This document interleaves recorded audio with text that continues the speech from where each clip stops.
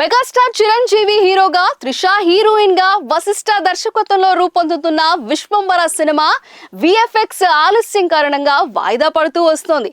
Announcement teaser కి negative talk రావడంతో పాటు విఎఫ్ఎక్స్ విషయంలో మెగా ఫ్యాన్స్ సైతం అసంతృప్తి వ్యక్తం చేశారు. దాంతో విశ్వంబర సినిమా విఎఫ్ఎక్స్ విషయంలో మరింత జాగ్రత్త పడాల్సిన అవసరం ఉందని మేకర్స్ భావిస్తున్నట్లుగా తెలుస్తోంది. అందుకే విశ్వంబర సినిమా విఎఫ్ఎక్స్ వర్క్ కాస్త ఎక్కువ బడ్జెట్ అయినా పర్వాలేదు కానీ అద్భుతంగా ఉండాలని ప్లాన్ చేశారు. అందుకే ఈ సినిమా కోసం హాలీవుడ్ సినిమాలకు విఎఫ్ఎక్స్ వర్క్ చేసిన ప్రముఖ కంపెనీకి అప్పగించారని తెలుస్తోంది. సోషియో ఫ్యాంటసీ మూవీ కనుక విఎఫ్ఎక్స్ వర్క్ ఖచ్చితంగా ఎక్కువగా ఉంటుంది.